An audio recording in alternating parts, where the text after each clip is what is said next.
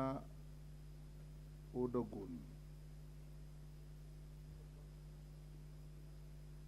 Garissa County, member for Garissa County,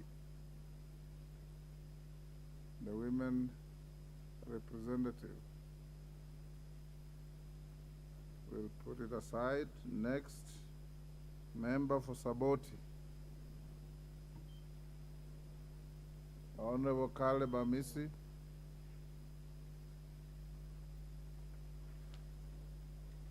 Next, member for Buri, Honorable Rindikiri Muridania.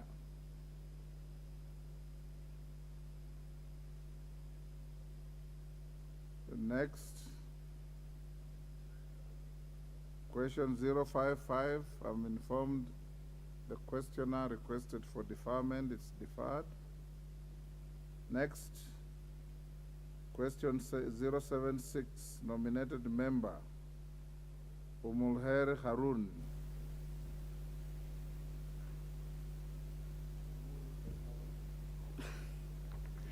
Thank you, Speaker. I beg to make a statement, number 076. Could the Cabinet Secretary state the measures the government has put in place to ensure... Are you making a statement or asking a question? Sorry, it's a question. Yes. Could the Cabinet Secretary state the measures the government has put in place to ensure equal and timely distribution of sanitary pads to all schoolgirls in rural areas? And question 2, what plans has the ministry instituted to ensure efficient and sustainable ways of addressing menstrual poverty? Thank you, Speaker. Thank you, Mheshimiwa. Chair Education. When do you bring the response? Go on record.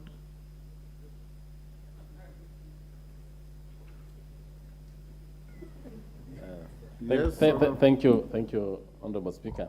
I think the response will be ready in 2 weeks' time. 2 weeks, thank you. Yes. We go back to the first question. Member for Garissa County. Question deferred. Member for Saboti, Caleb Amis. Question deferred. Member for Buri. Question deferred. That's the end of questions. Yes, Umi? Honorable Umi? Give her the microphone. You have it? Sorry, the chair said he'll respond in 2 weeks, but we'll be on recess. So I'd request maybe the response comes before we go on recess. Thank you. Honorable Chair, Meli, are you able to bring a response by Thursday? Not. It's a very simple question. I will. The clerk's office will forward the questions to the ministry. Then I will ask them if it is possible they can bring it before Thursday. Yes. Are you able to answer on Thursday? Don't raise the hopes of the member. I will not be able. I'll expedite it, sir. So we can list it Thursday, yes. for Thursday. Yes. Okay.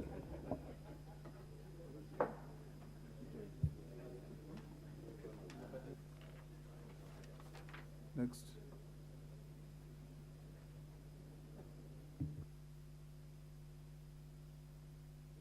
Next order, statements. Majority Leader. Incidentally, if you get the answer, there's no requirement that you must come and read it on the floor. You can communicate with the member. Yes.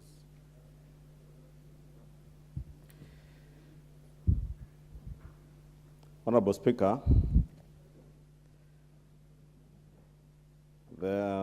I have two statements.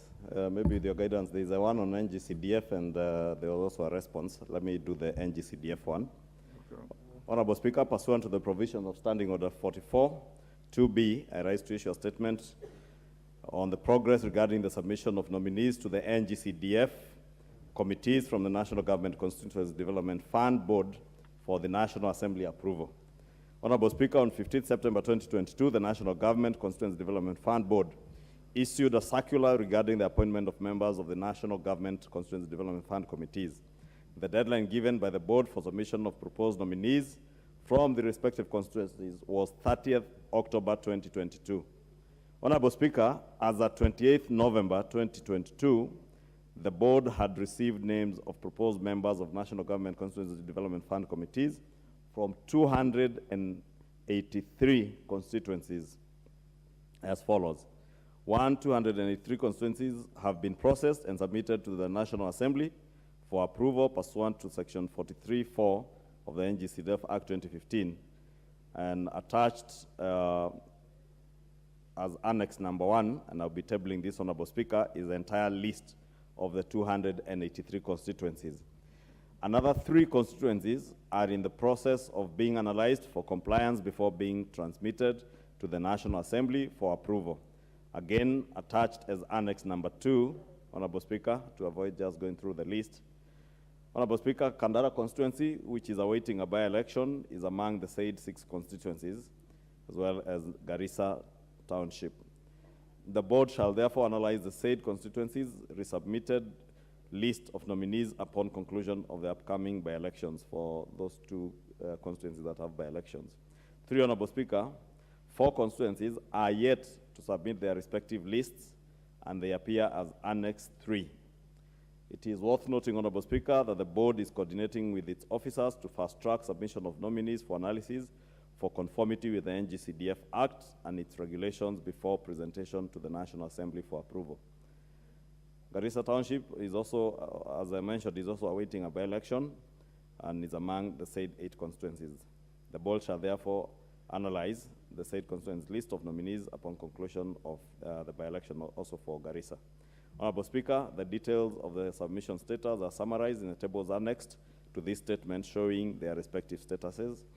And I thank you, Honorable Speaker, but also, Honorable Speaker, just to mention that we have engaged with the Honorable Attorney General on the gazettement of all these 283 constituencies that have complied, and he has indicated that the gazettement of all those constituencies will commence immediately. He has indeed directed his officers to prepare the gazette notice for gazettement of the 283. Maybe to also ask the members, I don't want to read their names, the names of their constituencies, who are yet to submit or whose committees are yet to be submitted, to fast-track that process to ensure that their DCCs and their fund managers do fast-track the submission of those lists, so that even by the time, Honorable Speaker, the others are gazetted, we are not left with 7 constituencies, with the exception of the 2 that are yet to have their by-elections later this next month, Honorable Speaker. At least those that don't have by-elections and they have members representing them, to speak to their fund managers to hasten that process, so that upon gazettement, then the committees should be ready for the first disbursement of the fund, which, Honorable Speaker, I am sure members are very eagerly awaiting because of the pressure that we are all suffering from our constituents, especially on the disbursement of bursaries. And it is hopeful that once these committees are now gazetted, then the National Treasury, and I'm sure the chair, NGCDF, is in consultations, and we are doing that together with the National Treasury and the Office of the Attorney General to see how we can fast-track the disbursement of funds, so that at least by the time we proceed on recess, we have at least money to disburse bursaries in January, because many of our people are indeed hopeful and suffering and waiting for disbursement of bursaries and completion of projects for those of us who have projects that are awaiting disbursement of funds to complete. And of course, for the new members, it's imperative that they are able to expedite the processing of projects. And I want to also ask members that this is a time before, as the names are gazetted, to ask your committees, your respective committees in your constituencies, to submit their proposals to the National Board. And indeed, for all those that have been approved by the National Assembly, there is no reason why you should not be pushing those committees to submit their proposals, because it is against those proposals, again, that disbursements are made. Therefore, let's not give anybody an excuse to say they are not disbursing funds because we have no proposals submitted and approved for exchequer releases. Therefore, with that guidance, Honorable Speaker, I beg to lay this statement on the table of the House.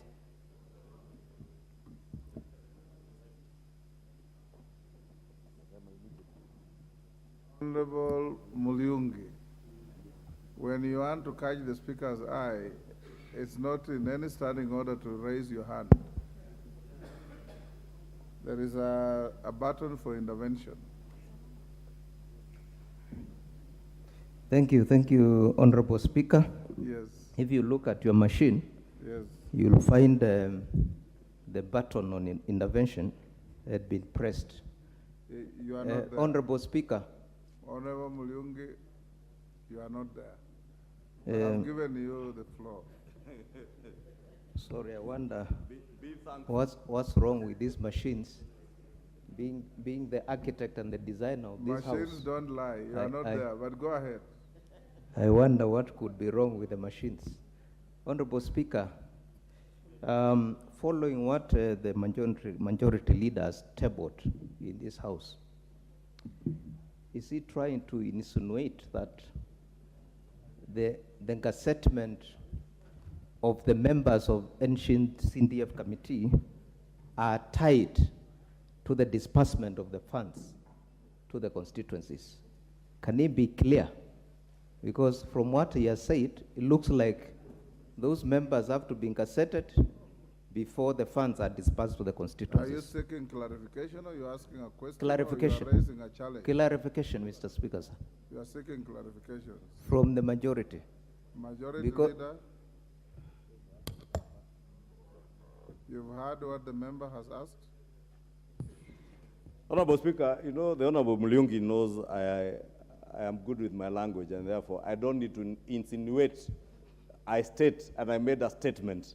I did not insinuate anything. I made a statement detailing how many constituencies have had their list approved, the 283, the 7 that are yet to submit list, with the exception of Kandara and Garissa Township.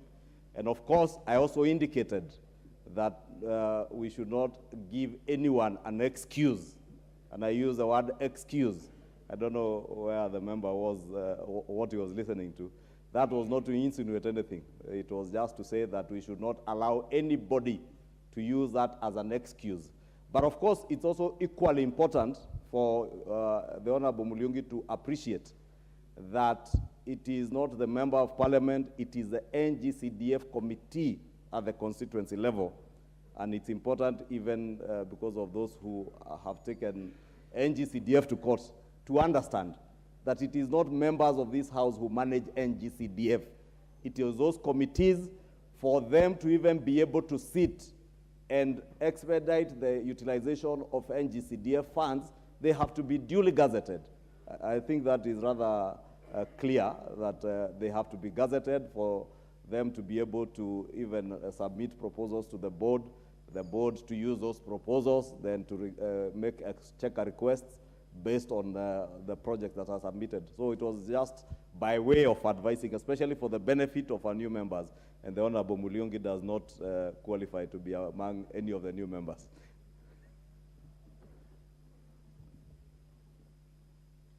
Your next statement, you said you had 2. Honorable Speaker, this is a response from the Ministry of Agriculture, the ministerial response to the statement regarding the planned importation of 900,000 metric tons of maize in the country from the Cabinet Secretary, Agriculture, the Honorable Franklin Mithika-Linturi. And the statement I'll read as it is, Honorable Speaker.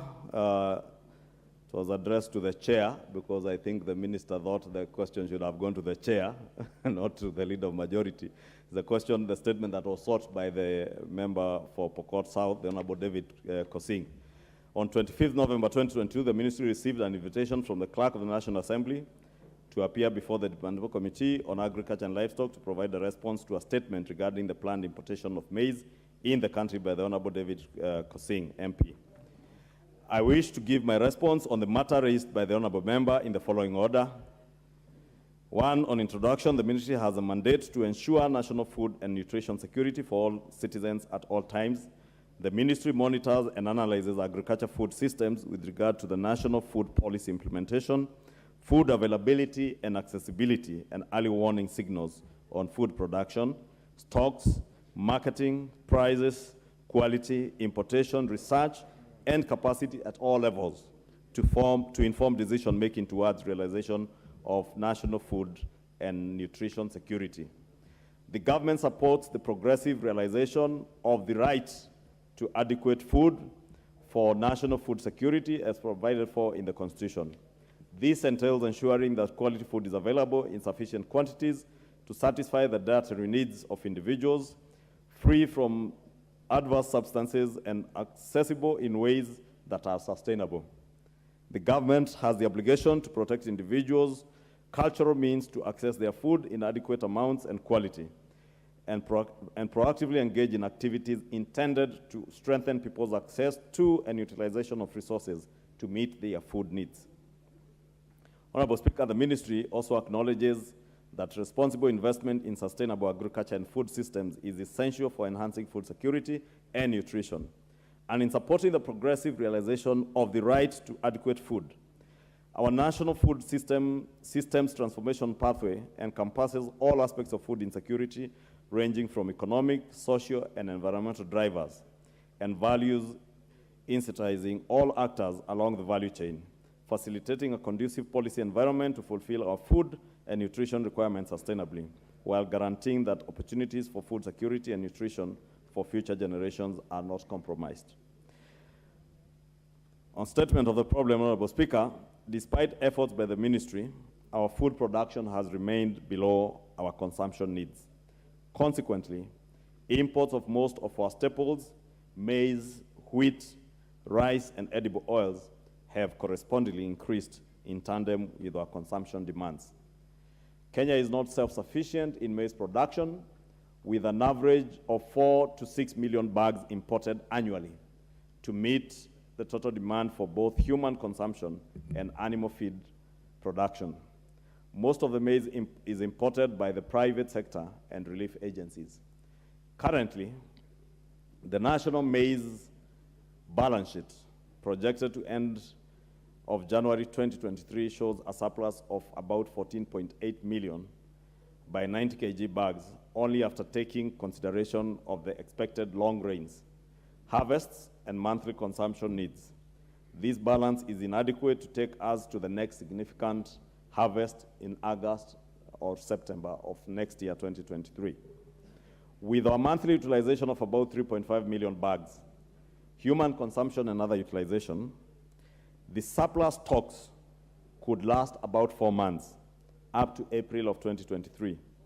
However, this may seem adequate, but farmers rationally retain food stocks for household use until the next significant harvest is realized, an extra for income during the year.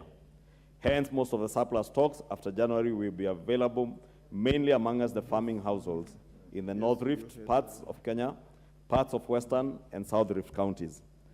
Some short rains season harvest expected in January or February in the Western and Nyanza regions will mainly support households in the region. Consequently, millers and the market-dependent non-farming population may not access adequate quantities for milling and consumption, respectively. As early as February 2023, Honorable Speaker, therefore, there may be inadequate quantities both for milling and for consumption. National food availability and accessibility is determined by stock levels after production and importation in case of production shortfalls or gaps. This implies that the country is likely to continue experiencing further acute shortages starting earlier in March 2023. Honorable Speaker, the national food security situation may seem stable in most counties in the medium and high rainfall areas despite notable decline in production of maize, the common staple of most households. However, the food security situation in northeastern, southeastern, and coastal ASAL regions remains precarious following 4 consecutive poor crop seasons. The available stocks may not follow effectively towards deficit areas. May not flow effectively towards the deficit areas. Hence, some areas will continue to suffer acute food shortages. In 2022, the households in need of food aid increased from 2.8 million in March 2022 to 3.5 million in April to the current 4.5 million people. As a response, the government, in collaboration with the development stakeholders, has been undertaking normal food distribution, water tracking, and enhanced school feeding program to the affected households in the most affected ASAL counties to avert hunger and acute malnutrition. Honorable Speaker, on the performance of the 2022 rainy seasons, Kenya largely depends on rain-fed agriculture. The 2022 long rain season, March, April to May, started late and was erratic in most counties. The planting was therefore erratic, with farmers experiencing poor germination and forced to replant. Of the prepared land, about 80% was planted with cereals. Farmers in most ASAL counties, parts of Lower Eastern, Coast, and Northeastern, did not plant or achieve any crop harvest. Price of farm inputs, especially fertilizer, have remained high, ranging from 6,000 shillings to 6,500 per 50 kg bag, until the subsidy was introduced for the short-range crop to cushion farmers when this government took office sometime this year. To avert this situation, the government has planned to extend the provision of fertilizer subsidies for the long rain season. The ministry has also been availing pesticides and sprayers to contain the spread of the armyworm, in addition to training of field extension officers. For on short rain season performance, the current season has performed poorly, characterized by delayed onset and erratic rainfall. The eastern to coastal regions have experienced delayed and irregular planting. Overall, the poor short rains will lower crop production, further threatening food security and availability in the coming year, including for livestock feed. The prices of most staples remain quite high, above long-term average, and regional prices are also reportedly high. Normally, the government allows importation of white non-GMO maize with or without duty to cover for the shortfall in local production. However, the white non-GMO maize has been scarce and mainly sourced from Mexico, EAC and commercial regions, albeit at a premium price. This restriction prevents the country from getting adequate flow of maize. It's against this background, Honorable Speaker, the ministry, through a cabinet memo, requested the cabinet to lift the ban and approve importation of GM maize grain for consumption, and in the long term, allow cultivation of GM maize varieties. This follows the completion of safety assessment conducted by the National Biosafety Authority and variety performance evaluation carried out by the Kenya Plant Health Inspectorate Services, KEFIS. The recent national performance trials, NPTs, by our competent authorities have demonstrated that some biotechnology products have economic, health, and social benefits we can tap on, including drought resistance, pest, disease resistance, high yielding, and nutrient-dense foods. These traits could reduce the cost of production, improve nutrition, and increase farmer incomes compared to the current conventional Czech varieties. On the plan of action, Honorable Speaker, the government plans to allow maize importation from the region and facilitate further inflows from outside the EAC and commercial regions. Another cabinet memo has been prepared to seek approval to import maize duty-free to improve availability and accessibility in good time to evade a hunger crisis in mid-2023. The ministry has recommended to the cabinet to approve for 3 months period duty-free importation of 900,000 metric tons, that is 10 million by 90 kg bags, of white maize by registered millers, starting from 1st February to 30th April 2023, to fill the national deficit and avert an impending crisis from April 2023. Meanwhile, registered millers should continue to import wheat under the prevailing 10% duty remission scheme and rice at prevailing duty rates to complement maize supplies. Further, the ministry will work towards committing more resources towards promoting intensification of production of local staple foods to reduce the deficit gap and facilitate food diversification. That, Honorable Speaker, I submit, signed by the Honorable Franklin Medeka Linturi, Cabinet Secretary, Agriculture. Thank you, Honorable Speaker. Thank you. Who was the questioner? From the Honorable Kosing. David? I thank you, Honorable Speaker, and I really thank you for many reasons. Number one is that you directed that this is done immediately. And I'm telling you, Speaker, millions of farmers are thanking you. On the statement, Speaker, I'm happy, I'm sufficiently happy by the response of the minister. And in short, Honorable Speaker, you know, the minister is saying the threats of 72 hours given by somebody is no more there. So farmers now can sell their maize peacefully. The minister is saying maybe they will review it in February. That is precise, Honorable Speaker. That's a responsible minister. Not the other one who was going around and issuing some unknown threats, including, Speaker, one that he said in my neighbor county, that if you don't sell your maize within 72 hours, you will feed those maize in your dogs, Speaker. You know, that cannot be a responsible minister, Speaker.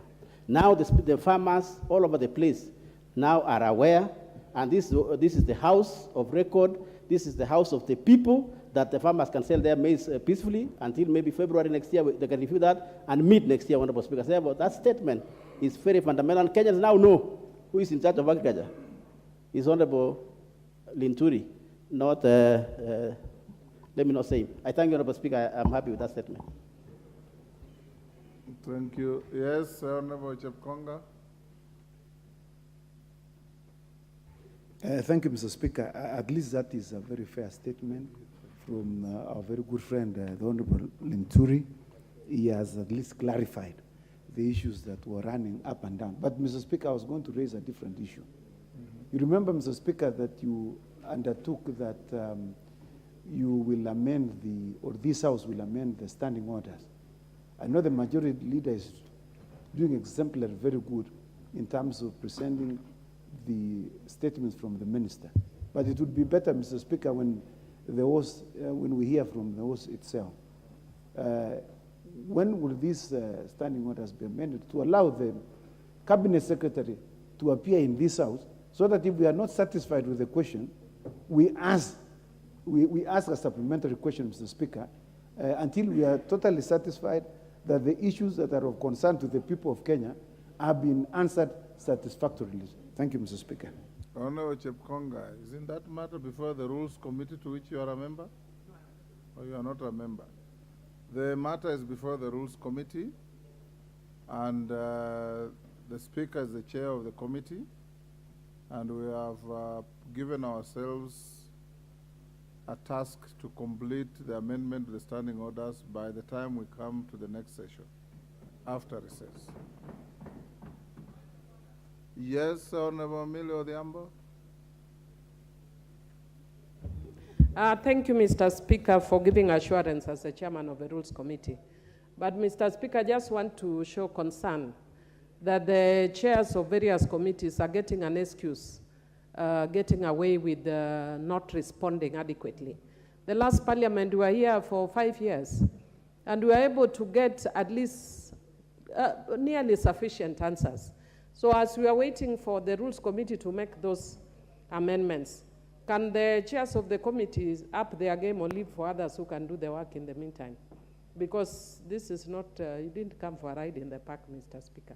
So let them do their work, because even as we speak, we are seeing farmers from the Rift complaining. There's a guy who was crying who was about to ban his, I think many of us have seen him in social media, who is about to ban his produce because they can't even be bought. So while we are saying that, don't give us long speeches when farmers are suffering.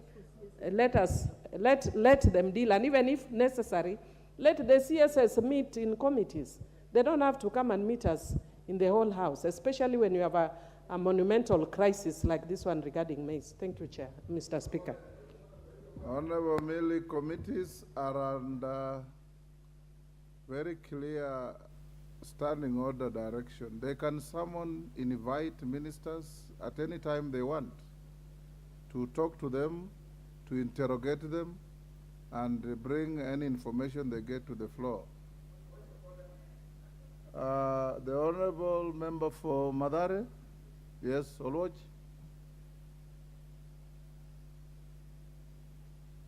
Give the Honorable Olwach the mic.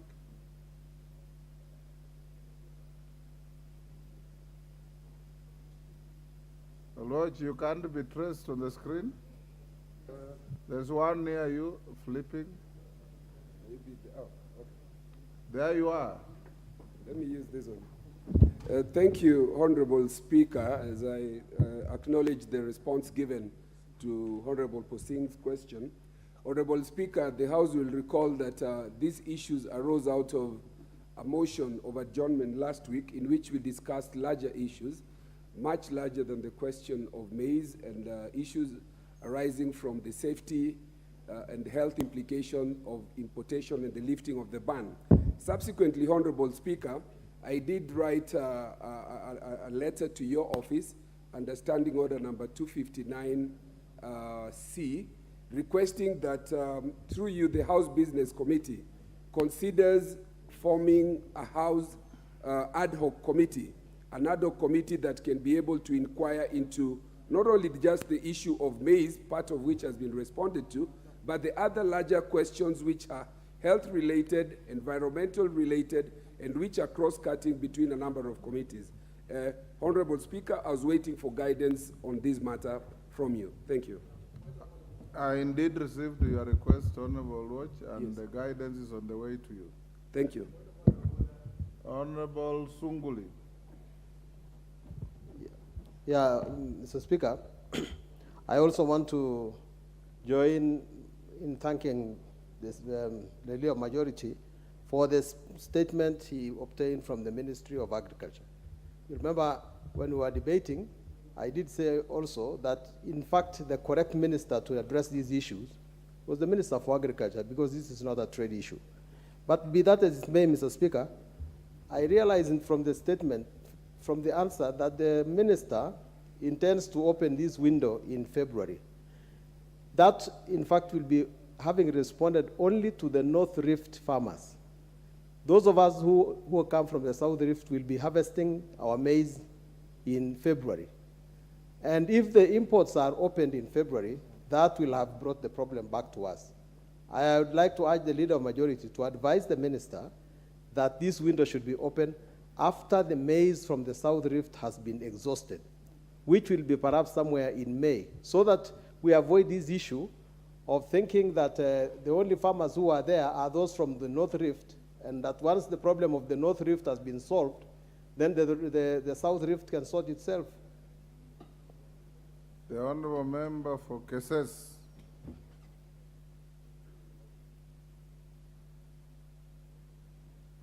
Give the Honorable Member the mic.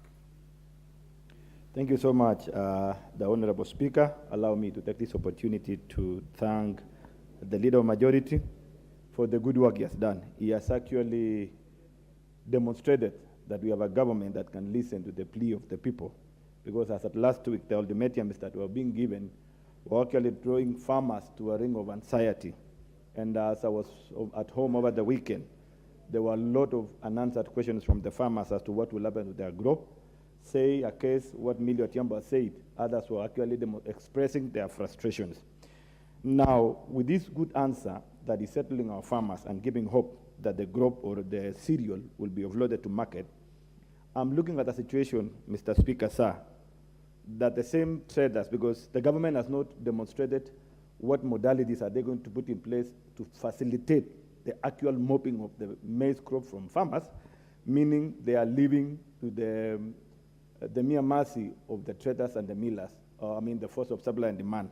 I'm foreseeing a situation where the same people who are in business and their goal is to maximize their profit, looking at the current situation that the profit situation could be thinning, the expectation, what mechanism is the government going to do to ensure they also support the farmers that this maize will be moved to the market?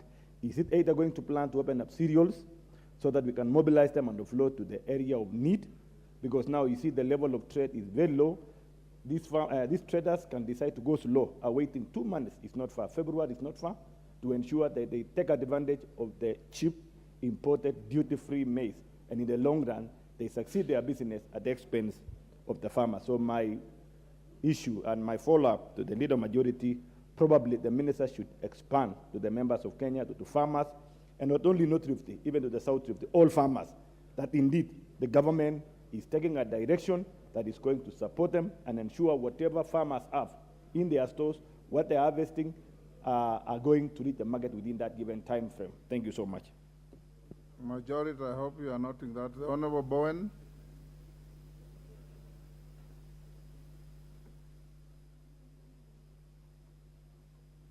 Give the Honorable Bowen the mic.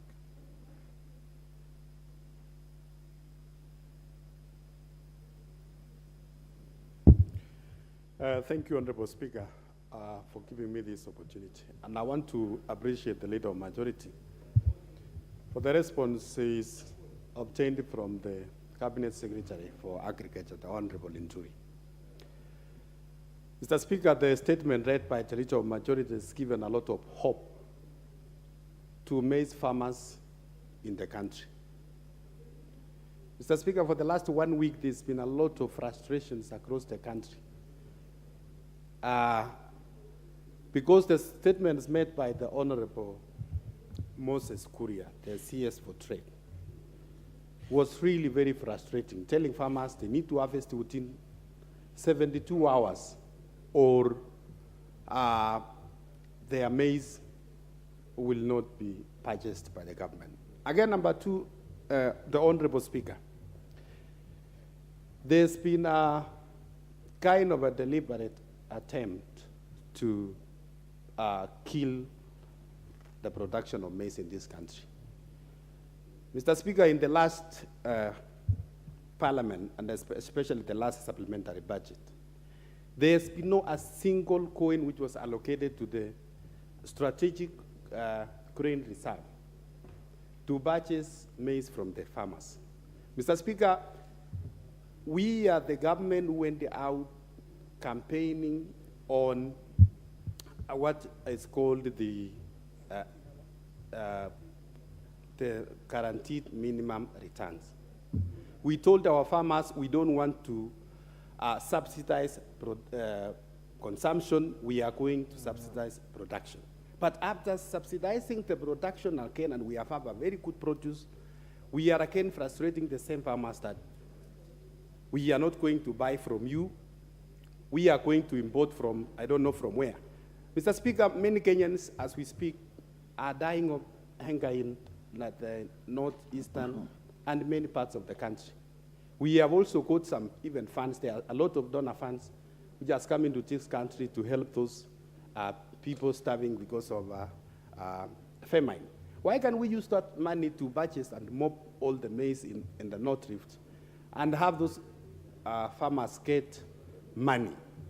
So I want to support the position taken by the CS Cabinet Secretary and ask the Cabinet Secretary to continue engaging and encouraging farmers so that in future we are not going to, again, to see any Kenyan dying because of hunger. Number two, Mr. Speaker, on a different issue, which you talked about the amending the standing orders for the Cabinet Secretary to appear before this House and answer questions to members. Sometimes that part I don't understand, Honorable Speaker, because the Article 153 of the Constitution, sub-Article 3, that provides an express that the Cabinet Secretary must appear before this House to answer questions, Mr. Speaker. So I seek your clearance if that is clear. Thank you. It doesn't say they must appear before the House. That's why we want to amend the standing orders, Honorable Bowen. The member behind Honorable Bowen, that's Honorable behind Honorable Bowen. Yes, please. Member for Kieni. Sorry, I was not seeing you clearly. Member for Kieni, please. Thank you, Mr. Speaker, sir. Just ask one clarification or one comment. I can see 2, 3 others who want to say something. Mr. Speaker, sir, I have not had a chance to speak in this House, so maybe you give me the opportunity for a maiden speech, because I have not had one. You can't make a speech in the course of a question. Maybe I start guided to learn. I start guided to learn. Yes. Because I have not been in the House before. When there is a debate, I'll treat your speech as maiden and give you the time. Now just ask your clarification. Or maybe this one is a comment, it's not a question. I was planning to put my thought on what has been said in this House, particularly more so on food crops and maize issue. I come from Kieni, and we are starting from a very serious drought. And during the drought, and also in this House, it has been said that some farmers are still holding up to 5,000 bags of maize, when people in Kieni, like Kipia, Isiolo, Masabit, Waji, and other places were dying of hunger. Mr. Speaker, sir, I thought this is one time that in future, farmers holding maize and other Kenyans dying, this House should not be a house of protecting those people who fail to give their produce to the market for sale. And in this case, Mr. Speaker, sir, we in Kenya are saying, my dress, my choice, my car, my choice, my food, my choice.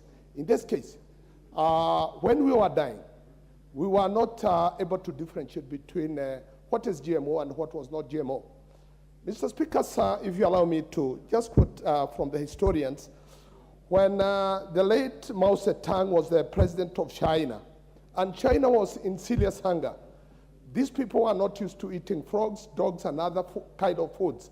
But because of the hunger that was ravaging China, Mao Zedong told his people, eat what you can see in front of you. If you don't die, eat it tomorrow. I think this is the wisdom we should apply in this House, that going forward, if GMO does not kill us, we take it the following day. And in this case, we're asking Mr. Speaker, sir, the researchers in this country should not only restrict themselves to maize GMO. We also need the hay. That is the grass that can feed our animals, because we have lost so many animals. So in this case, we are not talking of the GMO maize only. We look at the GMO fodder crops that can also sustain. Yes. I know it's your first speech, but rules of relevance are not put aside because it's the first speech. You are not relevant to the statement that was made by the majority leader. It was about importation of maize. Now you are going to every GMO, you know. I was suggesting that we be allowed to import the GMO maize for consumption when need arises. And in this case, we are still in hunger, we are still in hunger. We can still continue eating that maize. Thank you. A member for Kipkelion, sorry, there is a reflection, I can't quite see you properly. Member for Kipkelion, 1 minute. Then Raso, 1 minute, and we move to something else. Give the member for Kipkelion the mic.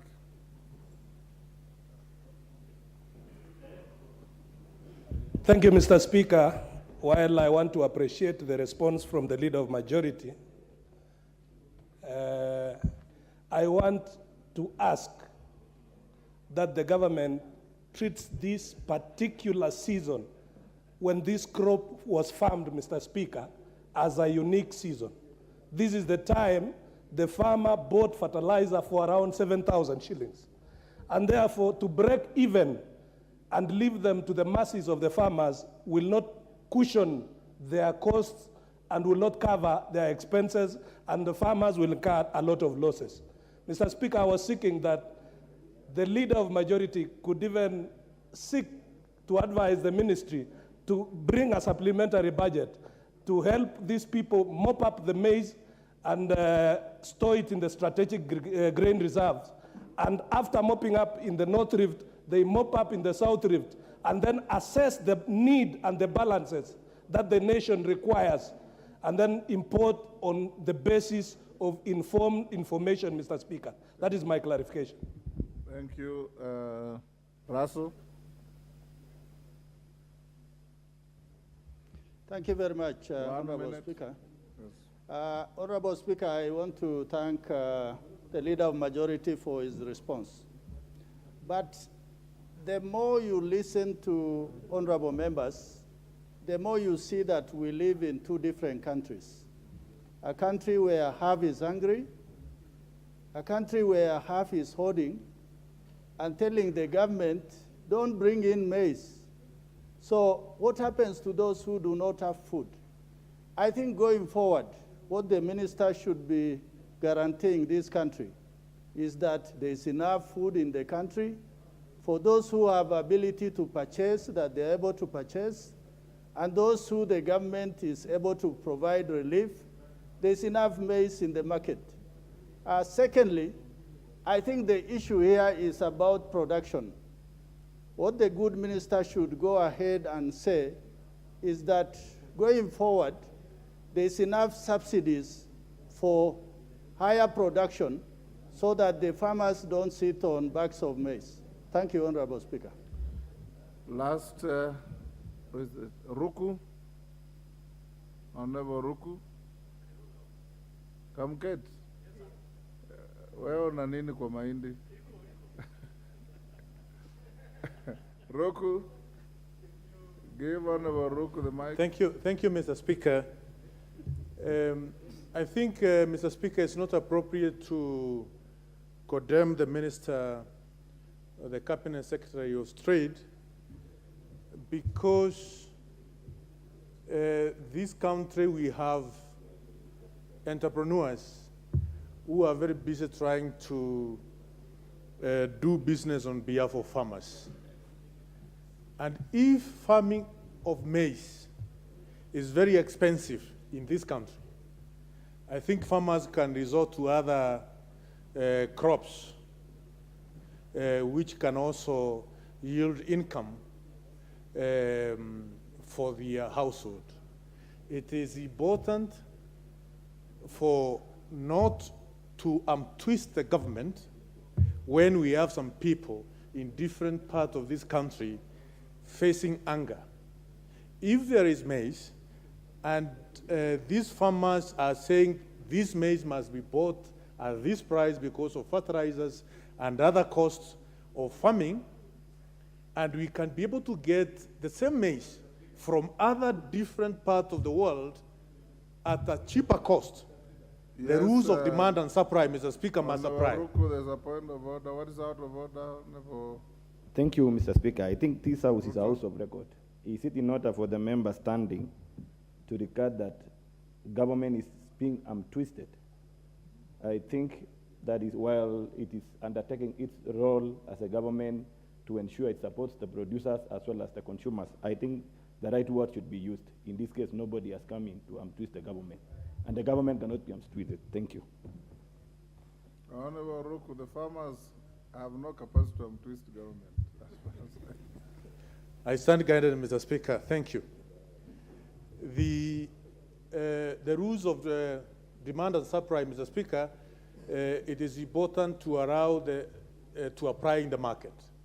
And in this case, if we can be able to get cheaper maize from other different parts of the world, it is important to get that maize so that people from my constituency and other constituencies may not starve when we have farmers in Rift Valley and they don't want to release their stock. Thank you, Mr. Speaker. Last, Kamket. Ferdinand, you have come too late, my friend. Thank you, Mr. Speaker. While I want to congratulate the Leader of Majority for that good statement that came from the Cabinet Secretary for Agriculture, I want to note, Mr. Speaker, that there has been a tendency by successive administrations to romanticize the farmers and leave out livestock farmers, maize farmers, and there is very little mention you hear, Mr. Speaker. And when you hear members here speak about strategic food reserve, I think the policy that was made from the beginning, I think it's time to include livestock as and livestock products as part of the strategic food reserve, so that those of us who represent livestock farmers are mainstreamed into the affairs of this country. But as it is, Mr. Speaker, when we hear all the good noises about maize farmers and other kinds of farmers, those of us who keep cattle, we hear other stories. Kamket, but the question was about importation of maize. So the majority leader would be out of order to start talking about cattle in matters of maize. Majority leader, do you have anything to say about the comments? Thank you, Honorable Speaker. I think I have noted all the comments, but Honorable Speaker, I think as leaders, we must also bear the responsibility of socializing our farmers to the realities of today's world. That it may not be feasible always that a farmer produces with the expectation that you will sell your produce to government. And we must be able to produce with the expectation that you release that product to the consumers and the market, and allow the market forces of demand and supply to determine the prices of commodities. Therefore, Honorable Speaker, what government should do, and I think the CS has alluded to that, is to ensure that we are able to allow farmers to produce cheaper by making available cheaper inputs and extension services, that we make sure that not just our maize farmers, even our livestock farmers, and Honorable Kamket says, are able to access cheaper pasture, also as Honorable Shieni was saying, so that farmers produce cheaper and allow the forces of demand and supply then to determine the cost of our produce. Otherwise, Honorable Speaker, if there are any follow-up questions, I think the Chair, Agriculture, will be dealing with many of these issues as an ongoing matter. But I really want to encourage ourselves as leaders to speak to our farmers, to socialize them to even the diversification of food crops. You do not have to necessarily grow maize. You can do other crops. You do not have to grow rice, where those who are just doing rice, you can diversify to fish or other things that even we socialize our own communities in terms of what foods to consume. Because maize being our staple food and rice and wheat, Honorable Speaker, if we all rely on that food crop, then we make the demand very high. And therefore, that's why even farmers end up suffering, because you are not able to meet the demand that is there, or rather the supply is restricted, and prices then get out of control. With that, Honorable Speaker, I thank members for the comments. Order number 5, and I'll give the Chair budget. Chair budget. Thank you very much, Mr. Speaker, for that indulgence. As is the calendar of this House, Mr. Speaker, we are a bit busy on several issues affecting the population of Kenya, and that is why we could not make it at the appropriate time, because, Mr. Speaker, the Budget and Appropriations Committee was meeting by that time to consider several issues. And therefore, Mr. Speaker, Honorable Speaker, I beg to lay the following paper on the table of the House today, Tuesday, November 29th, 2022. The report of the Budget and Appropriations Committee on its consideration of the county government's additional allocations, number 2, Bill, Senate Bills number 4 of 2022. Thank you. Thank you, Mr. Speaker. Order, honorable members, I have a further communication to make on the resumption of vetting of nominees for appointment as principal secretaries. Honorable members, you will recall that on 15 November 2022, the Employment and Labor Relations Court in Constitution Petition number E186 of 2022 Dr. Magare Gikenyi versus the President of the Republic of Kenya and 55 others, and in Constitution Petition number E192 of 2022, Law Society of Kenya versus the National Assembly and 4 others, granted ex parte conservatory orders temporarily staying the vetting process in respect of nominees for appointment to the position of principal secretaries pending hearing and determination of the petitioner's application for conservatory orders. Consequently, on 16 November 2022, via notification number 02 of 2022, I directed that the vetting process be suspended pending the outcome of the judicial process.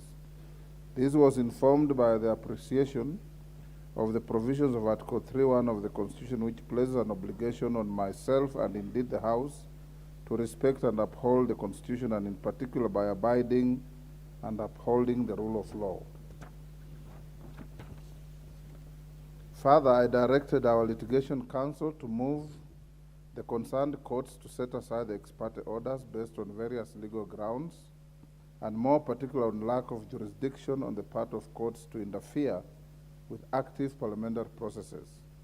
Accordingly, the National Assembly challenged the court's power to hear and determine the case on the ground that the petitions were in contravention of the constitutional principle of separation of powers, as they were inviting the court to determine a matter under the exclusive jurisdiction of the National Assembly under Article 155(3)(b) of the Constitution and the Public Appointments Parliamentary Approval Act 2011. Honorable members, in its ruling delivered today, Tuesday, 29th November 2022, the court agreed with the National Assembly's submission that the doctrine of separation of powers, as provided for in the Constitution, ought to be respected and upheld at all times. Further, the court observed that the National Assembly has exclusive original jurisdiction to first carry out the approval process before the court can interfere. The court therefore paved the way for the resumption of the vetting process, noting that the petitions were baseless, frivolous, vexatious, and premature. The court also noted that the legislature must be allowed to carry out its constitutional mandate without undue interference by any person or other arm of government. From the onset, I wish to note the very progressive view taken by the court in this matter. Whereas it is the constitutional right of every person to approach the courts of law, state organs must be allowed sufficient leeway to carry out their mandate without undue interference by any person. Indeed, to a keen observer, the petitioners were moved more by lack of proper information and legal guidance, and are pushed to stall a process for reasons other than national interest. Honorable members, as observed by the court, committee among the organs of the state dictates that one organ shall not interfere in a matter under the active consideration of another organ. Indeed, our own Standing Order 89 on matters sub judice prohibit referral or consideration of any matter before a court of law. In the same vein, the courts are expected to exercise restraint and refrain from interfering with matters that are active before Parliament, a constitutional concept that the court has today once again upheld in its ruling. As the National Assembly, we will endeavor to protect and uphold these constitutional principles in furtherance of the mandate bestowed upon us. Honorable members, following this ruling by the court, I wish to guide the House, the concerned committees, and indeed the general public as follows. 1, that the suspension of the vetting of persons nominated to serve as principal secretaries is hereby lifted. The committees are therefore expected to resume the vetting process immediately. 2, that all departmental committees are to conclude the vetting proceedings and approval hearings as soon as possible to allow for the conclusion of the process.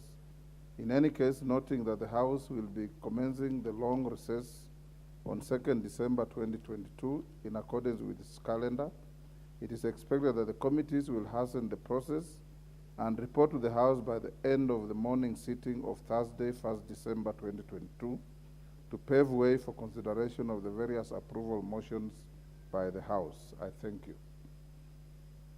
Next order. Yes, proceeding. Not on the ruling, is it? Not on the ruling, Honorable Speaker. Of course, you know, your ruling has no... Actually, not a ruling, a communication. Yes. That communication, Honorable Speaker, has no point of order. But I want to seek your indulgence, Speaker, and your direction on two matters fundamental to this House, Speaker. Number one is what was done by the leader of majority when he was doing a tabling. He tabled a special report, Honorable Speaker, from Auditor General that was asked by PIC last Parliament. Then the leader of majority went and arrogated himself powers, which he doesn't have, by seeking your direction that you redirect that PIC report to Honorable Speaker to a departmental committee, which of course, Speaker, you granted. I want to ask Honorable Speaker that if you look at Standing Order 206, which dictates the functions and mandate of PIC committees, Honorable Speaker, it's very clear. And also, if you look at Standing Order 216, which then gives the powers of the departmental committees. Departmental committees, generally, Honorable Speaker, are dealing with day-to-day activities and not particularly a report that has generated or emanated from the Auditor General. That report, Honorable Speaker, goes to audit reports, audit committees as it is in our Standing Order, Speaker. And the only person who has power to say something else outside Standing Order, Honorable Speaker, is yourself, under Standing Order number 1. Nobody else, not even leader of majority or leader of minority, Honorable Speaker. That cannot be allowed. And if it goes on, Honorable Speaker, then committees then the leaders of majority or minority will be deciding this matter today, depending on his interests or whims. He will decide and say, this one goes to this departmental committees on the other. I want to rescind that direction, Honorable Speaker, and direct that it goes normally as it is in the Standing Order. That's number one. Number two, it has come to my notice, Honorable Speaker, as well, as chairman of PIC, that there are so many Auditor General reports which are in this Parliament but have not been tabled. Speaker, imagine 2019-2020 financial year, 2020-21 financial year, Speaker, that affect all PIC and PAC are already in Parliament, but they have not been tabled, including also special reports, Honorable Speaker.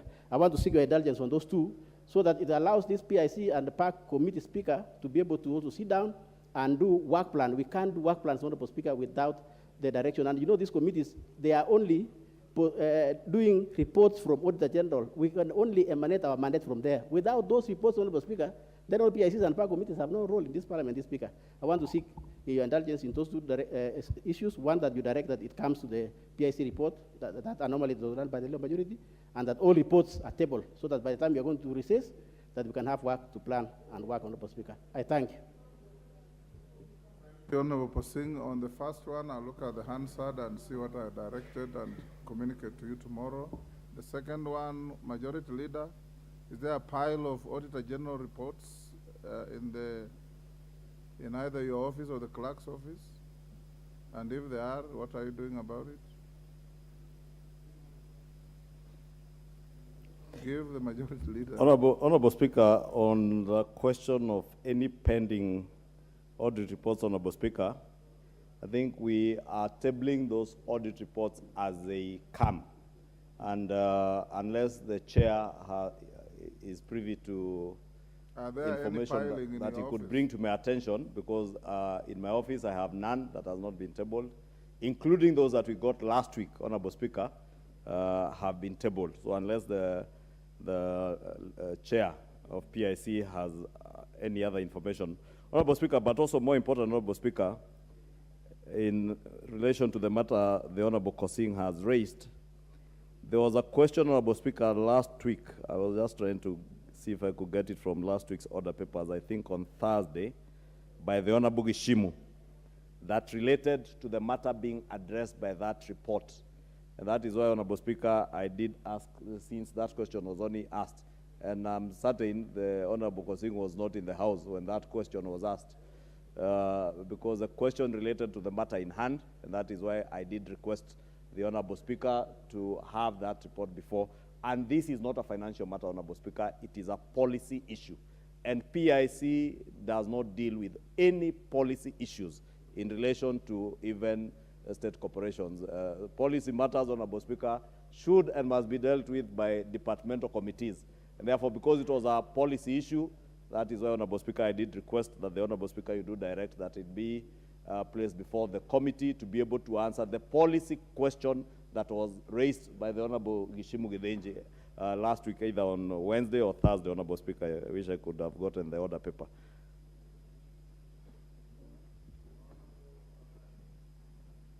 And before Honorable Andai comes on the floor, Honorable Posing, the clerk reports to the chair that every report is tabled as they come. There are none piling in the office. Honorable Wandai. Actually, Honorable Speaker, on the issue you just pronounced yourself on, really, I agree with Honorable Kosing, but if there's any possible lapse in tabling of any audit report, it's very easy to do a tracking. So just liaise with the Office of the Auditor General. Yes. Yes, and she will inform you which report she has brought here and which haven't come to the floor. That's very easy. And I'm saying this as a former chair of PAC, with a lot of experience, 5-year experience chairing the PAC, which had membership of distinguished members such as Honorable Nini Nyoro and others. Mr. Speaker, on the second issue, I am a little bit perturbed, and I'm happy with your ruling already that you will look at the Hansard. Yeah, I just want to caution that the purview, the audit reports of whatever nature, any audit report can only be dealt with by the respective audit committees. Even if there was a question that was raised by any particular member that is somewhat addressed by a particular audit report, that is not the route to follow. The relevant audit committee, which is in this case PIC, must be the one to be seized of the respective audit reports. That is the purpose of sanity and neatness, Mr. Speaker. Because otherwise, if we start allowing other committees, departmental committees and the likes to start dealing with audit reports, shall bring chaos and confusion, Mr. Speaker. But more importantly, Mr. Speaker, if a question is raised by a member in this House, it is important that the relevant committee liaises with the respective ministry and brings on the floor of the House an answer. We cannot go around and start getting answers through audit reports, which were asked for in this particular manner, in that case, by an audit committee. Because the special audit report was asked for, from what I hear, by the PIC then it only follows that that report can only be tabled before PIC, Mr. Speaker. And I'm very happy with your ruling already, because I'm sure that is the way to go. Yeah. Thank you. Let's leave it there, honorable members. Who do you want to inform, honorable member? He is not even at his seat. Go to the next order. Honorable Musa Sirma, you have a statement to make? Yes. Mr. Speaker, I beg to lay the proposed budget ceilings for constituencies for the financial year 2022-2023. Mr. Speaker, it's a requirement that we lay the budget ceilings for every constituency so that members could be told of what they should propose and up to what scale. Mr. Speaker, this proposal captures the amounts of money every constituency will get, and it has some compliance which have been followed. The 2.5% of the budget, Mr. Speaker, also the compliance of the amount of money, which is 44.289 billion. Mr. Speaker, this amount of money is going to be shared equally to every constituency, 75% of it. And Mr. Speaker, once we have the 75% being shared equally, it comes to 103,088,560 per every constituency. The second compliance, Mr. Speaker, is the issue of subdivision of the 25% to the various wards, and based on wards. And Mr. Speaker, in those wards, which have 8 constituencies, will get a total of 165,705,316, which are 7 constituencies. 23 constituencies will get 150, which have 8 wards. But I'm saying 7 constituencies will get that. That is the constituencies with 8 wards. 23 constituencies have 7 wards. That gives 158,832,745. Mr. Speaker, 54 constituencies who have 6 wards will get 151,960,174. Mr. Speaker, 106 constituencies who have 5 wards will get 145,087,603. 79 constituencies will get 138,215,33 shillings. That is 79. That there are 4 wards. And those with 3 wards, Mr. Speaker, are only 21 constituencies who will get, with 3 wards, will get 131, 342, and 62. Total amount allocated, Mr. Speaker, is 42 billion. 75,405,000. Mr. Speaker, I beg to lay the proposed ceiling. Is it a statement you are laying? Yes, okay. Statement. Okay. Thank you. Yes. Yes, thank you, Mr. Speaker. I'd like to thank the chair of CDF. You know, Chairman, Mr. Speaker, there was an amendment to Section 34 of the Act, which has led to these ceilings that are being provided here, Mr. Speaker. Mr. Speaker, you know that amendment in itself is highly unconstitutional. In fact, I want to advise my very good friend, my neighbor, the Honorable Sirma, that don't even make an attempt of implementing that particular amendment. The national government does not organize its functions using wards. That is the function of a county. Mr. Speaker, if you want to go that route, then this particular amendment should have been taken to the Senate. And Mr. Speaker, I'm saying this as a very senior lawyer. If they make an attempt of implementing it, we will meet in court. You know, my constituency is not a protected constituency. Constituencies are protected who have, I don't know, 6 wards are being given money, who have about 40,000 voters. I have 62,000 voters. There are more money than INAPCO constituency, Mr. Speaker. Mr. Speaker, you cannot, the national government does not share its resources using wards. In fact, you are inviting, in fact, this particular amendment, in fact, is inviting, you know what we are defending, Mr. Speaker, and you know, one of my youth groups is participating in the joinder as an interested party to defend the so-called unconstitutionality of NGCDF of 2015, Mr. Speaker. And Mr. Speaker, if they want to organize themselves, if they think that they are being very intelligent, Mr. Speaker, I'd like to warn them, and they better be very warned, from this particular constitutional lawyer, Mr. Speaker, they will not go anywhere. And if you want to sink this NGCDF Act, it will be declared unconstitutional when we will go to court ourselves, who have an interest, Mr. Speaker.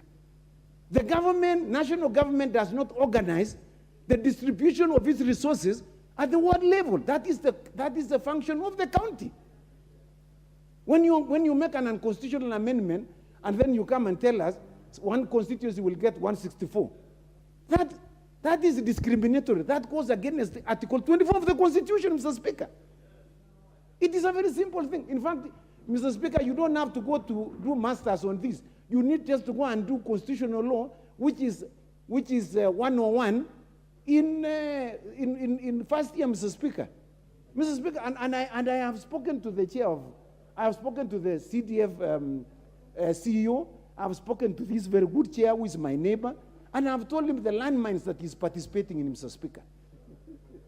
Mr. Speaker, if you want to get into a corner in which these members, you know, some 21 constituencies will sing the entire act, Mr. Speaker. It will. Because you cannot bring an amendment that is, you passed it at the tail end on the 2nd of June, 2020. It was passed when everybody had gone on campaigns, Mr. Speaker. Honorable Kamketi, you're out of order. Just leave him alone. He thinks he's going, it's not cattle rustling, Mr. Speaker. And you know, you allowed him to speak about livestock issues on a matter that was concerning maize. Mr. Speaker, I'd like to urge my very good friend, the Honorable Sirma, to take this caution and advice, which is be given gratuitously, and I'm not going to charge anything, to relook at that Section 34 amendment with a view to ensuring that it is not inconsistent with the provisions of the Constitution. Neither are you converting yourself to become the Senate, Mr. Speaker. That is the reason why when we do allocation of resources, Mr. Speaker, we allocate certain amount to counties. The counties then organize themselves on the basis of wards. You cannot then, as a National Assembly, organize yourself on the basis of wards. There's nobody who represents the ward here. There are no MCAs here, Mr. Speaker. We have only members of parliament. You've made your point. Thank you, Mr. Speaker.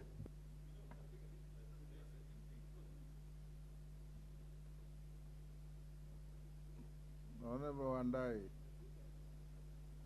Mr. Speaker, I've been listening keenly to Honorable Chepkonga, and whereas I agree with him to a large extent, I'm a little bit worried because, you know, this House, once it passes law, it remains law until otherwise annulled by court or we amend it here. So the question of whether the law was passed in June 2022 is neither here nor there. But my thinking, Honorable Speaker, now that he has raised the matter, and it's a pertinent matter, by the way, because if you look at it, my constituency is one of those that are going to suffer if this thing is implemented, because I've got only 3 wards, as opposed to others have got 7, 8. Now, when you start calling this thing, sorry, is it based on any law? Because it must be having some foundation on a provision of the law or some regulation that has been passed by this House. Yes, as I'm saying, Mr. Speaker, I'm a little bit worried and concerned without necessarily having the specifics. Because, Mr. Speaker, my take would be, since the matter is already law as amended by this House, albeit in the 12th Parliament, even if there are no attendant regulations that have since been passed to give effect to that provision, the Speaker, would I be in order to suggest Honorable Chepkonga, if I may suggest to you, through the Speaker, that you take the earliest possible opportunity to bring here a proposal to amend that particular act. Because as we speak, it is law, the Speaker. That's my point. Thank you. Honorable Sirma, order, I don't want to invite debate. Honorable Sirma, listening to you make your statement, you made no reference to any provision of law. Is your statement founded on any law? Before the one Honorable Chepkonga talked about, yes, but it was amended in this House. The current act in distribution of CDF is based on those parameters I've given, and that is the wards. That is 25%.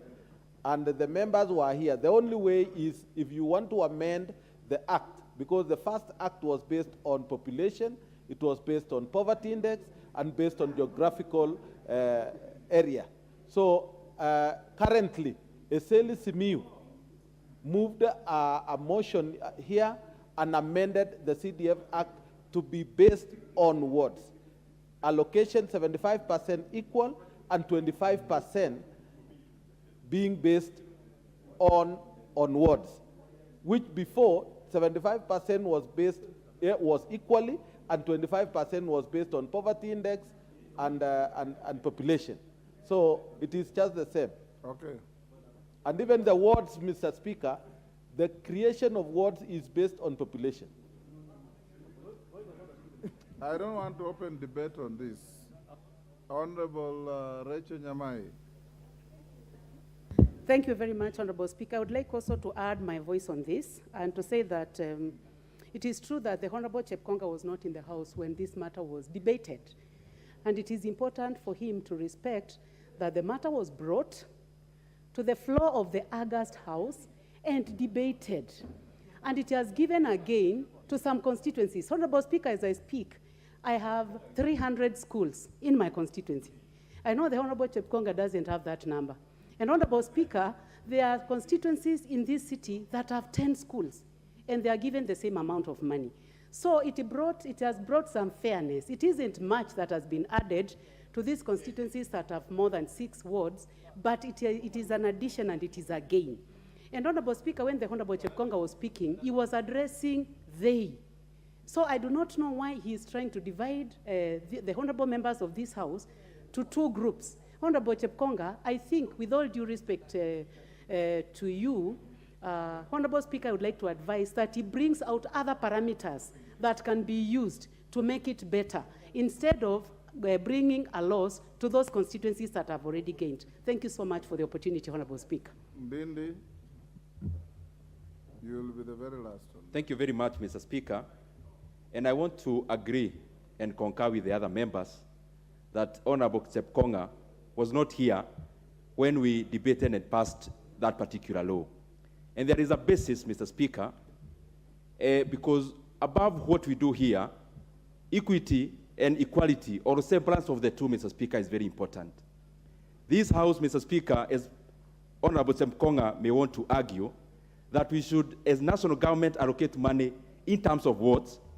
Wards also, Honorable Mr. Speaker, are based on something. They are based on some parameters. And even if we were actually to amend the law as it was exemplified very well by Honorable Sirma, Mr. Speaker, we'll still go to other parameters like locations or sub-locations, because we need some equity, Mr. Speaker. There are some constituencies here, for example, Mwea, in a homogeneous county in Kirinyaga, the neighboring constituency, Mr. Speaker, has got 3 wards. Mwea has got 8 wards.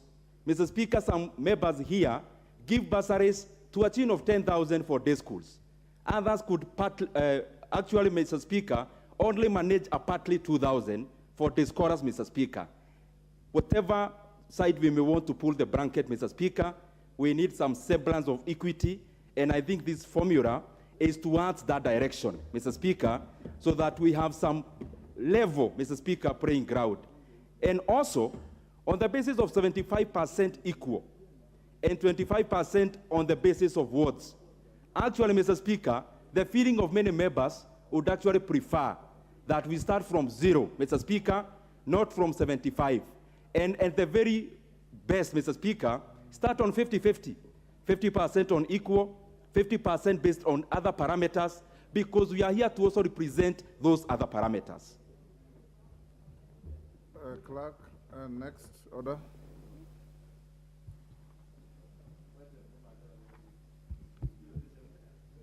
Order number 8, procedural motion, extension of time for consideration of certain petitions. Majority.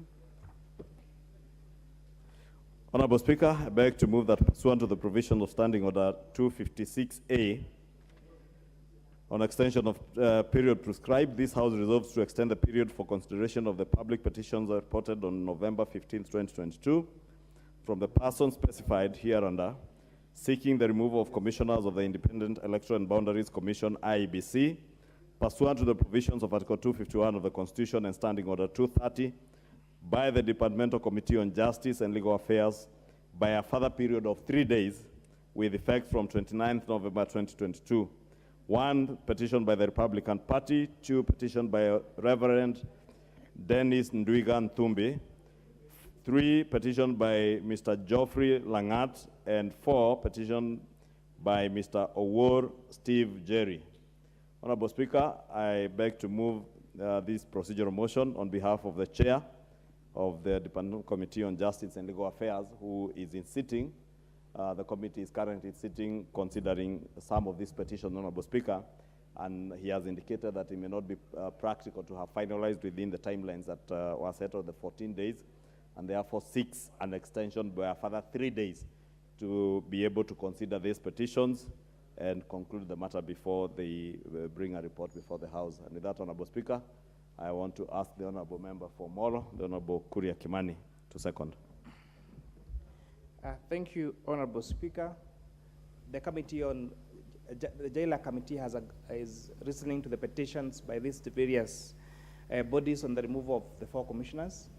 And Mr. Speaker, bearing the seriousness of this particular matter and how emotive the issue of elections have been, because, Mr. Speaker, by the end of this hearing, we want to make sure that, one, we give a fair hearing to the 4 commissioners.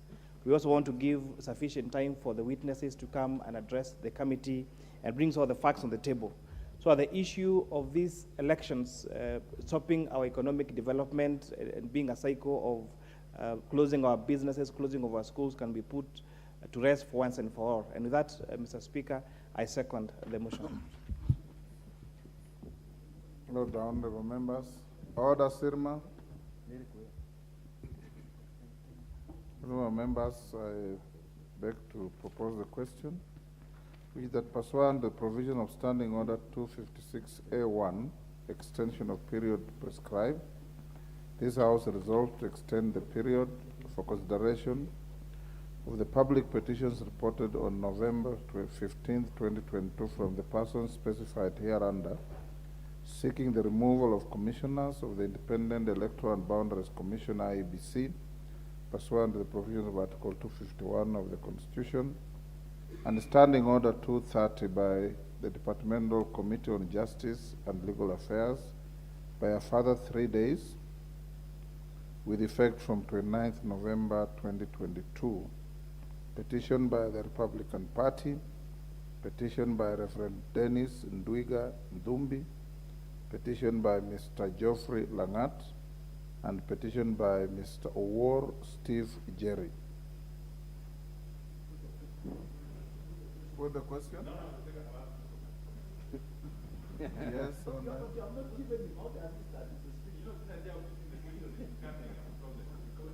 I've given you the floor. Yes.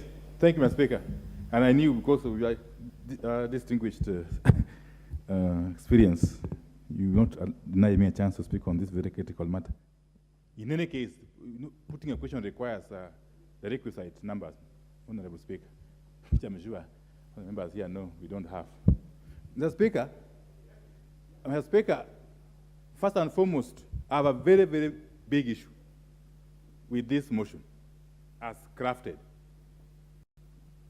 Mr. Speaker, I recall very vividly when you referred these 4 petitions to the JLAC, in your ultimate paragraph of communication, you did give JLAC an opportunity to come back before this House and seek for extension if the time allocated was not enough.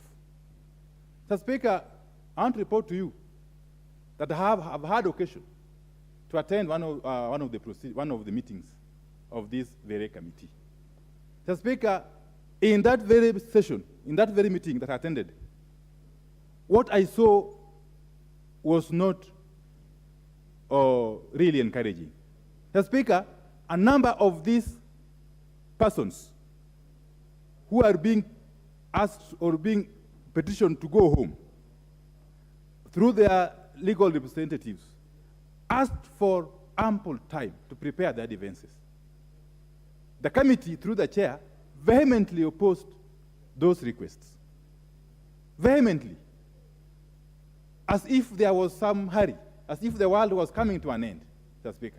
And in your ruling, Mr. Speaker, your communication, you are very clear that this committee was at liberty to ask for extension for however long it takes, Mr. Speaker. Mr. Speaker, I must also go on record that because of these and many other reasons, I am very much in order to continue my contribution, Mr. Speaker. Yes.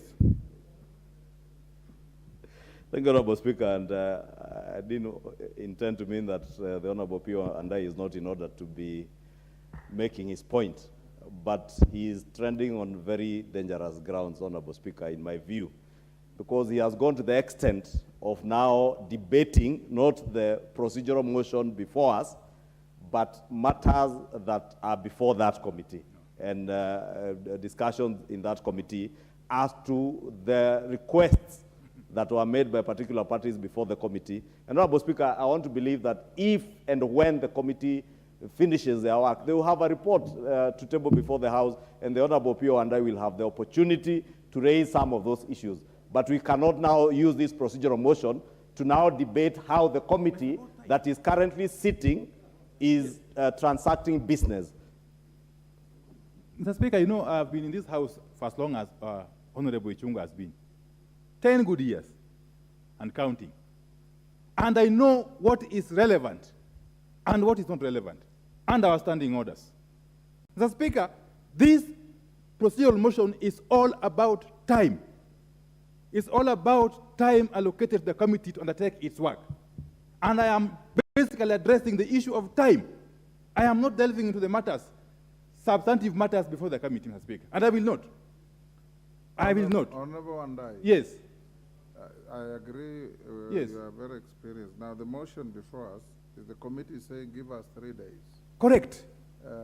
You would either be supporting the 3 days or opposing the 3 days on the basis of inadequacy or the opposite. I am laying a basis. I'm laying a basis for my eventual take on this request, Mr. Speaker. And if you give just a few minutes, I will conclude. You will get there. Yes. Mr. Speaker, you know, this is a house of records. This is a serious house that must play by the rules. We can't be seen to be bending rules at every turn, Mr. Speaker. Mr. Speaker, and I wanted to go on record that even as we speak, for this and among other reasons, members of JLAC belonging to the minority coalition, the Azimio la Umoja One Kenya Coalition Party, have since withdrawn from the proceedings of that committee. That must go on record. It doesn't matter whether, you know, my friend, Honorable, I don't know who it is. Let me not talk about him. Yes. Mr. Speaker, when I attended one of the meetings of this committee, I was reminded, really, of the sad happenings of the 1980s. Special committee of the then ruling party, KANU, the disciplinary committee of KANU, then chaired by the late Okiki Amayo. That was a committee that was convened whenever there was a predetermined objective to achieve. The current JLAC in its current proceedings is reminding us of the KANU disciplinary committee. Honorable Wandai. The JLAC has become an Okiki Amayo committee, Mr. Speaker. Honorable Wandai, limit yourself to whether we expand the time or we don't. You are now going into the merits of the conduct of a committee, which is not permissible. You know, Mr. Speaker, and I don't want... with the tremendous possible respect, Mr. Speaker, if I could be allowed to prosecute my matter, as I contribute to this very important motion. Mr. Speaker, my point is this, as I conclude, that this committee should have asked for ample time, because the world is not ending, Mr. Speaker. It should have asked for ample time to enable them give the respondents adequate time to prepare themselves for their defenses, Mr. Speaker. Order and I. Honorable Speaker, I think you are well informed to guide the Honorable Pio and I, because now he has gone to the extent of disparaging the proceedings before the committee in the pretext that is laying grounds on the question of time sought, Honorable Speaker. Honorable Speaker, let me just also point out, Honorable Speaker, because if you are looking for opportunities to play politics, Honorable Speaker, we could also do the same. But we want to restrict ourselves to the business before us on the procedural motion on extension of time. A person who has already offered information that they have since removed themselves from the activities of this committee, Honorable Speaker, then cannot be standing before this House to oppose time in a process where his coalition is not involved. It is in a process, Honorable Speaker. And Honorable Speaker, if you ask the Honorable TJ Kajwang to relax, because he's a member of that committee who should be seated in that committee, but does not have the guts and the audacity to sit before committee, but you follow your party leader to walk out of committees of the House. If you are elected members of parliament to articulate issues before committees, you articulate those issues before committees and not to follow your party leader in walking out. You can walk out in the streets, you can walk in anywhere, but not in parliament. Parliament runs. Order. Order, honorable members. Order, honorable Kajwang. Order, honorable Kajwang. Order, honorable Kajwang. Honorable TJ. This is what we can easily take the House to when we bring on the floor parochial politics. Order, honorable Kajwang. Honorable Kajwang, you are a seasoned, not only lawyer, but parliamentarian. And you are precluded from losing your temper. Order, honorable Kajwang. Order, honorable Kajwang. Honorable Kajwang, order. You are precluded from losing your cool. Remain the lawyer that I know. If a lawyer loses his cool, his client will go to jail. Honorable members, this matter is very simple. Do we extend time? We don't extend time. And that will be determined by a vote. That is what is before the House. What is going on before the committee, order, honorable members, the committee report will come to this House.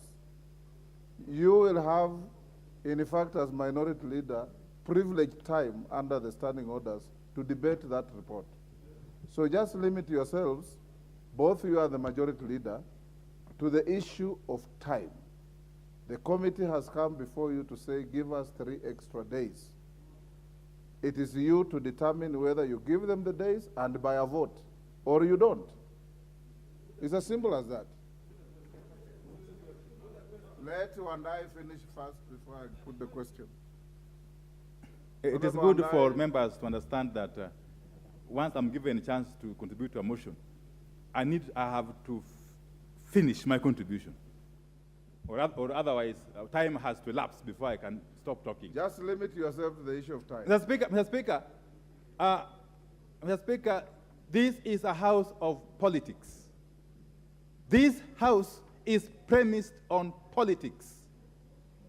And therefore, even as I contribute to any particular motion, and I'm happy the chairman has now come, the chairman of JLAC and his fellow members are now in the House. Perhaps Hansard will remind him what I said before he came. That even as I oppose this motion vehemently, we cannot allow this House or a committee of this House to transform itself into the 1980s Okiki Amayo Kanu Disciplinary Committee. That is what I wanted to say. And it must go on record. Thank you, Mr. Speaker. There's nobody on the floor, so there can't be a point of order. Order, Honorable Kajwang. Order. There is quorum. There is quorum. Honorable Kajwang, nobody's on the floor, so there can't be a point of order. I give you 1 minute. Say Mr. Speaker. what you want to say. Mr. Speaker, I still feel, yes, within the context. Mr. Speaker, I feel a little bad when majority leader, a man whom in other circumstances we are very we are friendly. Yes, we are permanent friends. But look, when he says and imputes improper motive on me, that I should not be sitting where I am, and the members from Ruaraka sent me to sit where I am. You have every right to sit where you are. Yes, can you rule him out of order that I have every right to sit in this seat because Ruaraka people have sent me to sit here? Okay, to that extent, he's out of order. Order, honorable members. Honorable Kajwang, each member here has a right to sit where they are sitting, including yourself, including the majority leader. So when you have jibes against each other in jest, they should not derail our debate. Honorable members, I get the impression that we should put the question, which is that Pursuant to the provisions of Standing Order 256A1, extension period prescribed, this House resolves to extend the period for consideration of the public petitions reported on November 15th, 2022 from the persons specified hereunder seeking the removal of commissioners of the Independent Electoral and Boundaries Commission, IEBC, pursuant to the provisions of Article 251 of the Constitution and Standing Order 230, by the Departmental Committee on Justice and Legal Affairs by a further period of 3 days with effect from 29th November 2022. Petition by the Republican Party, petition by Reverend Dennis Ndwiga Ndumbi, petition by Mr. Geoffrey Langat, and a petition by Mr. Owor Steve Jerry. As members of that opinion say aye. Aye. As members of the contrary opinion say nay. Obviously, the ayes have it. Next order. Next order. Order number 9, motion. Sessional paper number 1 of 2022 on the National Automotive Policy. Question to be put. Order, honorable members.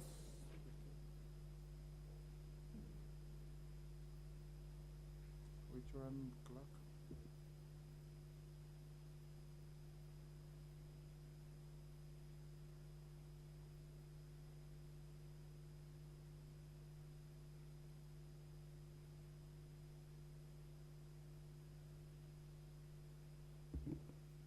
Honorable members, order, Honorable Kajwang. Order. Even in our courts, when the judge stands, the lawyers take their seats. No, but TJ was talking to a man who is not a lawyer, so he's unlikely to understand that. Honorable members, we will now put the question at order number 9, which is that this House adopt sessional paper number 1 of 2022 on the National Automotive Policy, laid on the table of the House on Wednesday, May 25th, 2022. As members of that opinion say aye. Aye. Will those of the contrary opinion say nay? The ayes have it. Next order. Order number 10, motion. Resolution to hold a Thursday morning sitting.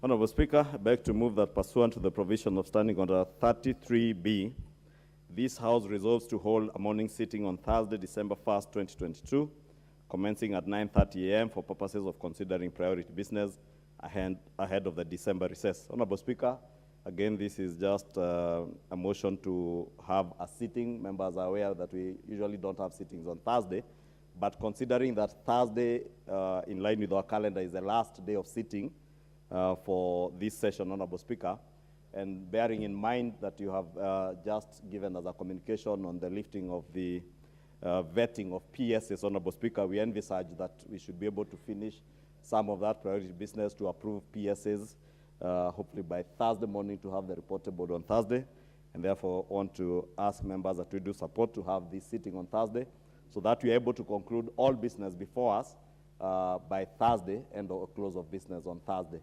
And members, you remember there are about 51 PSAs, so it may take a long time to approve all those names. Already about 22 committees have finished their reports and are ready for tabling, so that process may take quite a bit of time, and the afternoon session may not be enough. With that, I want to ask the Honorable Joses to second.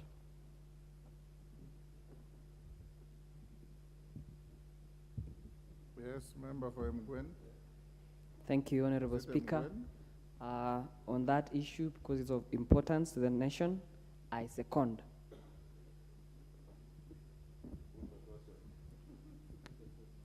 There being no interest in debating this. Oh, sorry, members.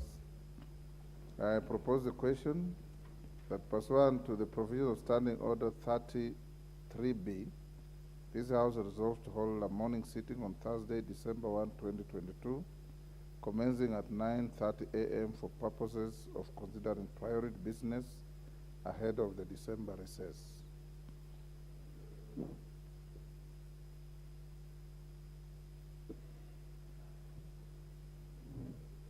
I'll give Monday and one other, then we put the Thank you, Mr. Speaker. Mr. Speaker, ordinarily, we would not have a problem with procedural motions like this. We would support extra sittings. But, Mr. Speaker, when you call for an extra sitting, the leader of majority should give us the business that should be transacted on that particular sitting. And, Mr. Speaker, what I've heard from the majority leader is an anticipatory motion, something that has not even been concluded by committees, Mr. Speaker. How sure are we that committees are going to conclude the vetting of PSS to be able to agree on a sitting on Thursday morning? We have previously held special sittings. So, Mr. Speaker, for us not to appear like a house that rubber stamps what the executive has sent, let us give the committees time to finish their work, and if majority leader feels that we are pressed of time, there can be a special sitting. These members are ready to come. In fact, we have held meetings here before, Mr. Speaker, on days that I would call ungodly. 24th of December, Mr. Speaker. 18th of December 2014, we were called back here to hold a special sitting to approve security laws amendment bill. And, Mr. Speaker, that is not a day you can forget. It was a very bad day, Mr. Speaker. Indeed, that's the day you assaulted me. Yes. That's the day I actually saved you, Mr. Speaker, from being assaulted. Actually, I came to Speaker's rescue when he was being assaulted. You saved me from being I assaulted. actually literally saved the Speaker from the being thrown Honorable down. Today, we would not be having our Speaker here. Yes. And, Mr. You are not informing me. Everything you are saying, I know. Actually, even the amendments to the Political Parties Act, the elections laws, we did in December, ungodly days. So we can still come back here, Mr. Speaker, and approve PSS. We know this country needs to move forward. We need to have PSS in office as the accounting officers, new ones. What is this out of order? You know, Imani Sugar, you just want to... Yes. You know, Honorable Speaker, we must be careful the words we use, because the Honorable body has thrice used the word ungodly days. And I don't know what days are ungodly, but Honorable Speaker, maybe also just to mention that it is precisely the reason why we want this godly day of Thursday morning to have a sitting. So to avoid the temptation of using the ungodly days as you describe them, but maybe just for information to the members of the public, there is no day that is ungodly. Actually, Mr. Speaker, my usage of the word is very deliberate. There are still many what I consider godly days beyond Thursday, which you can still use. But the ungodly days, when you interfere with the work of God, you are behaving ungodly. I know you are not a very good Christian, so I'm trying to educate you. When anything you do that is not furthering the interest of being a Christian is ungodly. So if you are coming here just a few hours before Jesus is born and you are forcing people to work, you are behaving ungodly. Thank you, Mr. Speaker. I want to oppose this motion. Honorable Kajwang. Honorable Kajwang. TJ. Yeah, Mr. Speaker, ordinarily, this kind of motions should not receive a lot of loud opposition.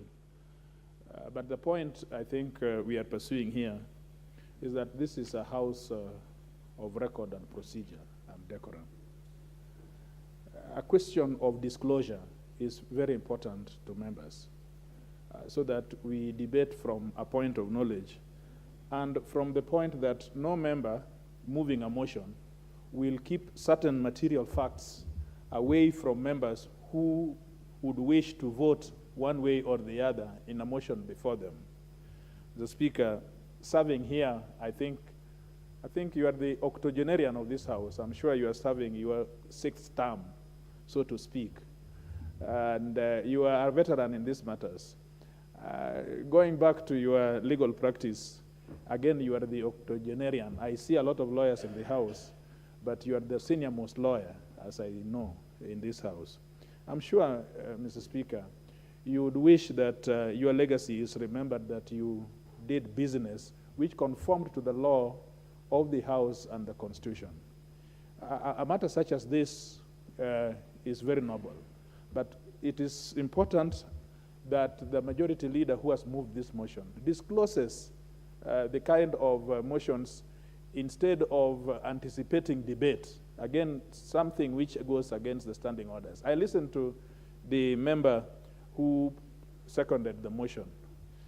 All he said was that because this is a very important issue, it should be supported. I think this is also the learning curve that some of distinguished members who are coming for the first time would wish to know what are some of the ingredients of what a member would propose. You know, this issue of point of orders nowadays, I don't understand.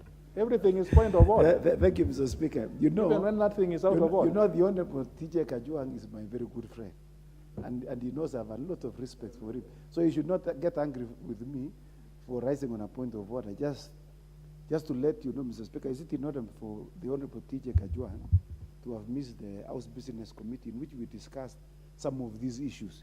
If in fact, if he was in the House Business Committee, he would have known the urgent matters that are likely to come on that Thursday morning. In fact, he would not be belaboring this point. In fact, Mr. Speaker, he would have supported it. In fact, I can see he's belaboring this point under some, I don't want to say delusion, Mr. Speaker, under some strange lack of information. And I just want to appeal to him that we discuss, you know, of course, when I sit there on the TJ Kajwang, you know, and we were good members of the jailer. And you know, we don't intend to mislead you in any way. We actually have serious business on Thursday. I thank you, Mr. Speaker.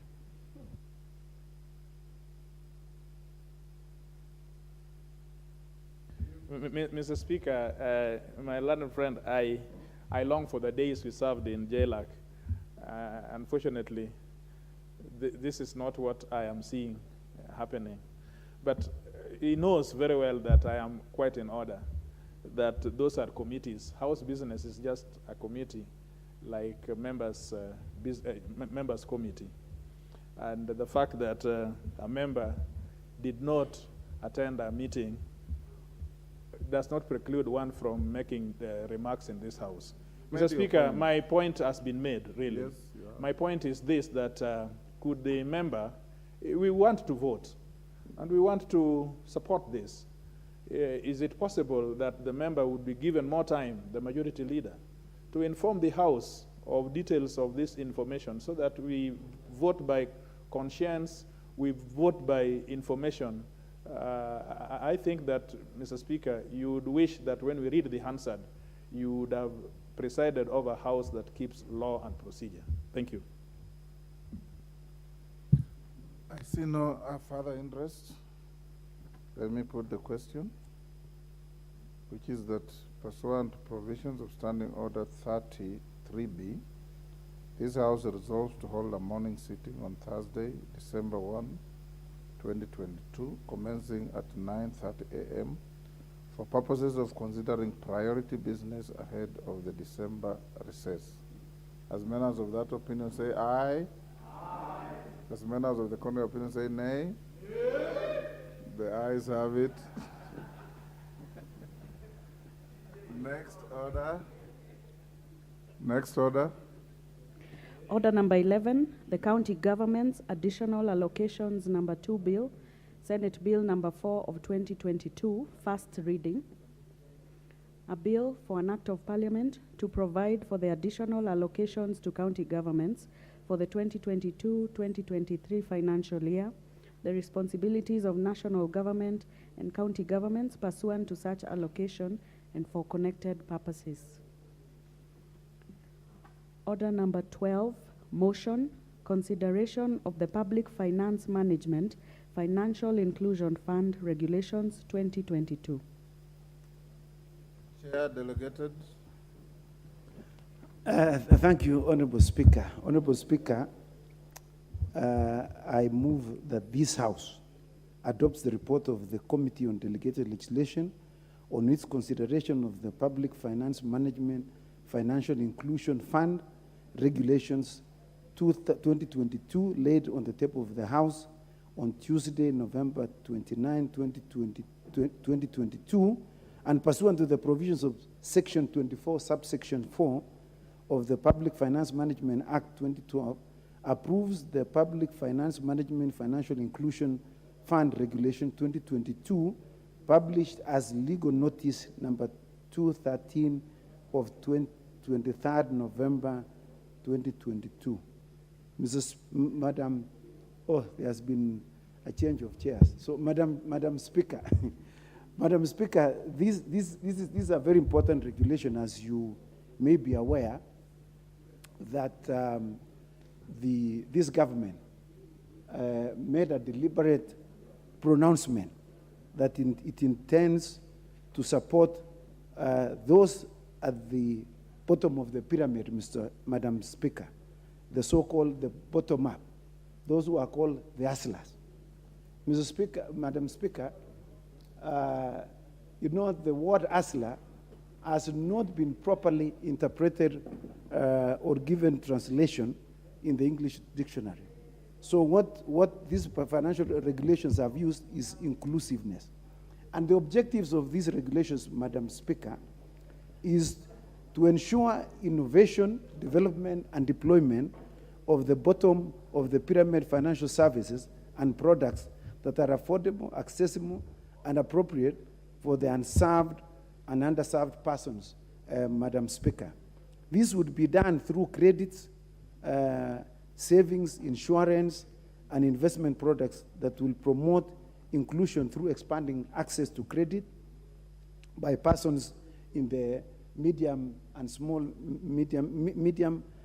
enterprises, Madam Speaker, and also to promote market intervention to improve supply of affordable credit to micro, small, and medium-sized enterprises, including credit worthiness-based lending and risk pricing, business and financial management skills, and cost of doing business. Madam Speaker, the committee had the occasion to have a sitting with the Minister for Cooperatives and Medium and Small Enterprises on Thursday, when we participated in considering the draft regulations that had been forwarded to Parliament. Madam Speaker, this was a very comprehensive process in which we were taken through